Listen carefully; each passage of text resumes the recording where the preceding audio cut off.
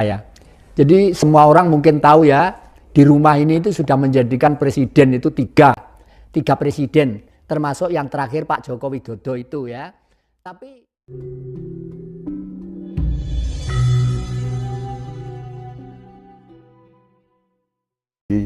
banyak sekali titipan dari sahabat-sahabat semuanya untuk disampaikan kepada Eyang Jati, pengen tahu perspektifnya, solusinya, pandangannya Eyang Jati terkait dengan kasus Rempang Eyang Jati yang sekarang tentu kalau kita lihat sangat miris sekali sebenarnya yang terjadi di sana.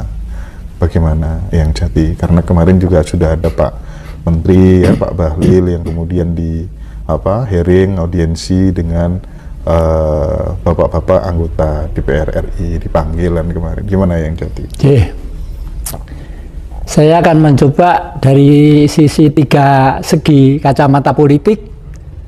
Bagaimanapun Bung Karno dengan seluruh ajarannya dan keyakinannya itu sudah menjadi acuan dunia.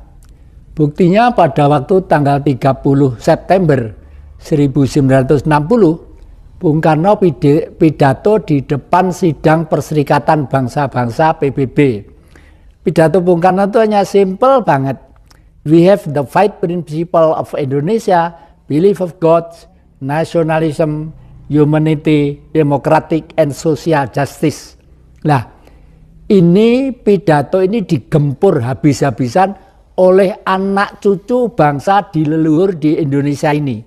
Sehingga di viral atau dipolitisir ke permukaan menjadi G30S ya.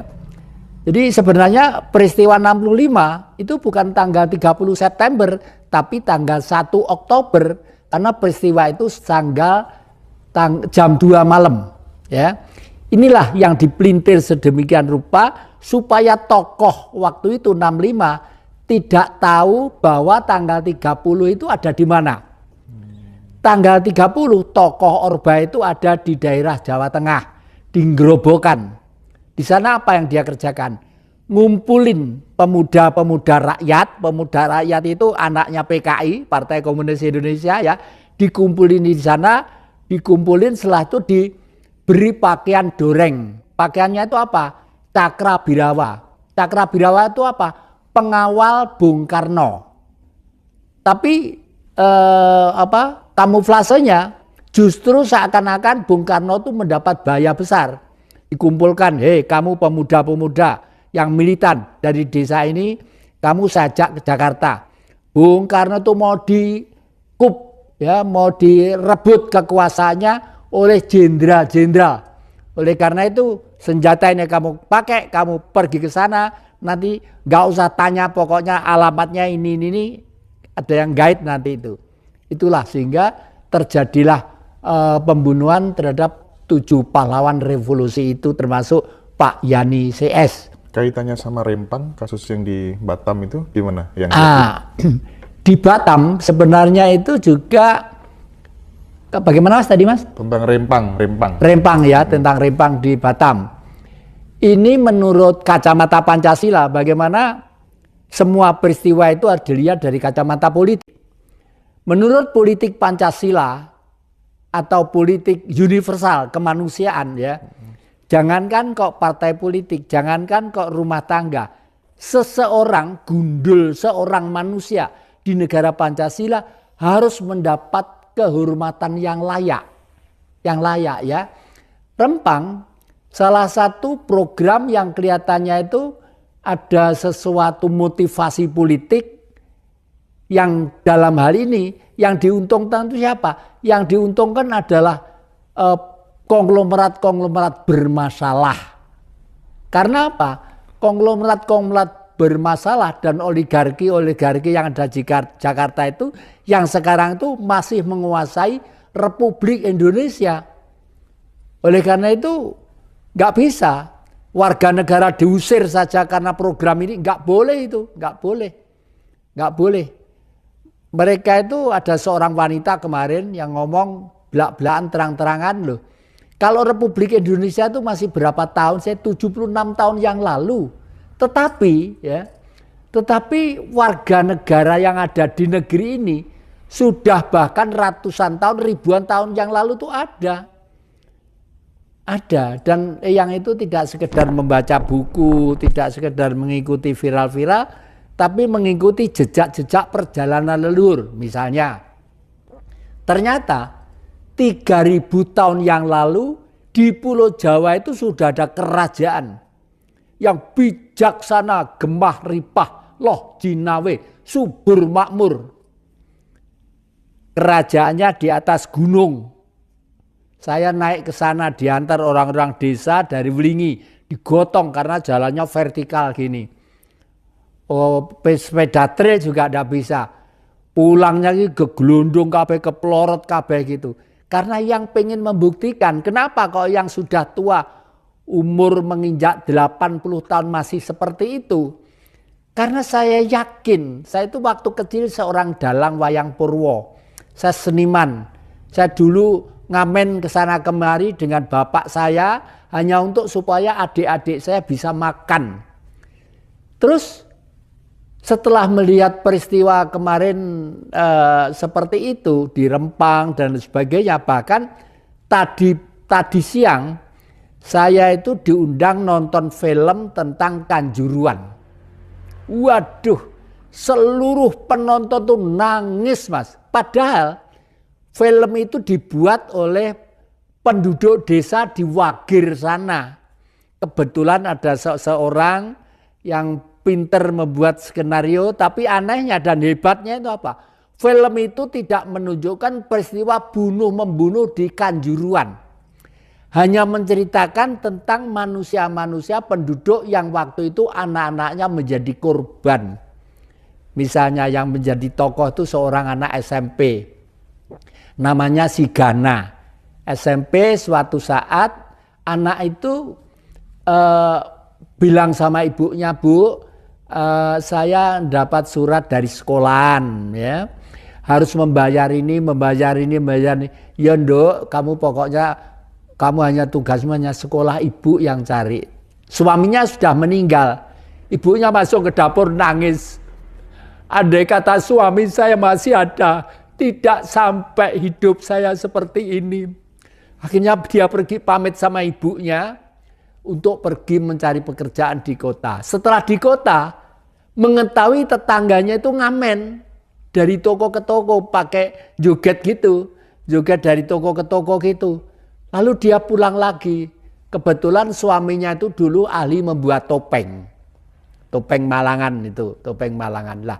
Akhirnya dengan topeng itulah, dengan tape dia itu keliling ke desa. Waduh, keliling, waduh, dari itu saya nangis, tidak bisa diempet.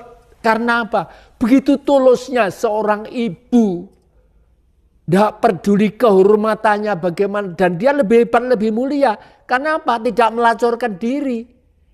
Dia nari dengan diiringi gending Malangan, nari topeng gitu, sekaligus dia membudayakan bahwa topeng adalah ciri khas tari Malang. Ya.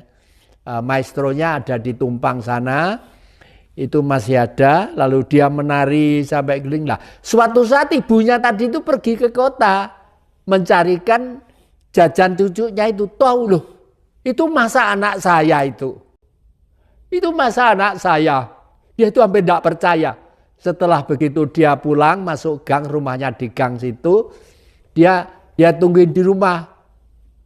Anaknya itu masih pakaian tari-nari ngamen tadi itu. Lalu sujud terhadap ibunya. Waduh, itu betul-betul cerita Kanjuruan. Bukan menyentuh peristiwanya, tapi background dari semuanya itu. Dan anaknya yang namanya Gana tadi itu meninggal gara-gara cari duit pengen nonton sepak bola. Setelah nonton lalu meninggal mati gara-gara peristiwa itu. Waduh, hebat banget film itu, menyentuh hati. Dan saya harapkan RI 1, dirjen-dirjen, rektor-rektor melihat film itu. Film itu dari sisi politik mendidik, dari sisi budaya mengangkat, dari sisi ekonomi kemandirian dan lain sebagainya. Apa itu judul filmnya yang Jati? Judul filmnya Kanjuruhan. Kanjuruhan. Hit lainnya seakan-akan waduh ini mesti film peristiwa Kanjuruhan itu. Ya, ya, ya. Beberapa orang yang ditembak mati semua itu. Ternyata tidak. Hebat banget. Oke. Nah, dari belajar dari kasus Rempang ya, itu sebenarnya ada yang bilang bahwa elit global itu bahaya, tapi lebih bahaya lagi elit lokal katanya. Betul Mas. Kalau elit global itu hukumnya kan sudah jelas, imperialisme ya dan kolonialisme. Imperialisme itu adalah menyebar pengaruh untuk menjadi kolonial, untuk menguasai.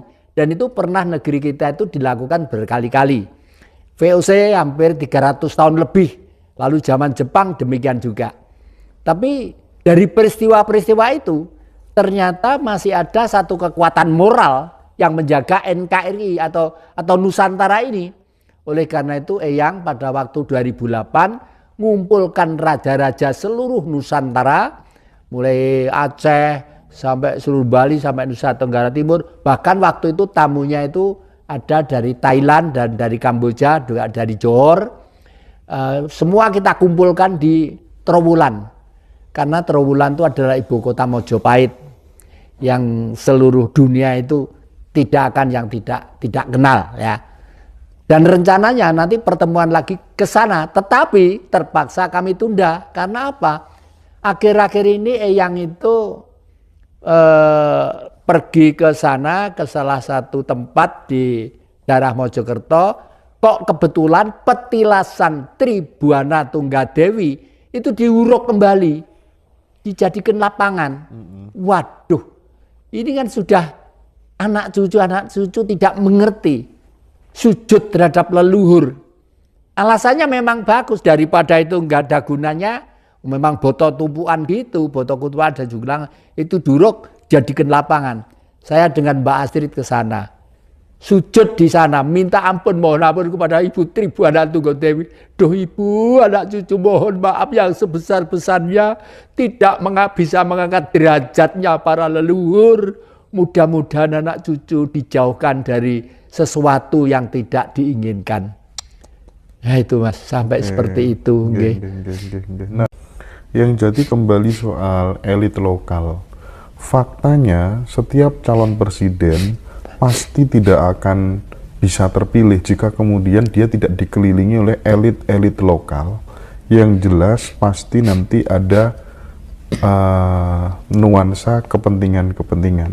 Setelah jadi presiden, dulu aku ngasih kamu ini, sekarang ya giliran aku untuk kemudian mendapatkan sesuatu dari kekuasaanmu. Ini kan masalah serius yang jadi. Ya.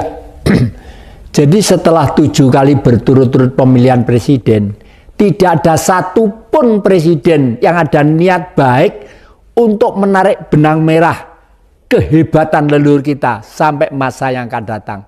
Inilah prihatin saya. Jadi semua orang mungkin tahu ya, di rumah ini itu sudah menjadikan presiden itu tiga presiden, termasuk yang terakhir Pak Joko Widodo itu ya. Tapi setelah kita lihat, setelah satu periode dari periode pertama, itu strategi politiknya itu sudah semakin menjauh dari cita-cita kemerdekaan. Bahkan lebih parah lagi dari yang sudah-sudah.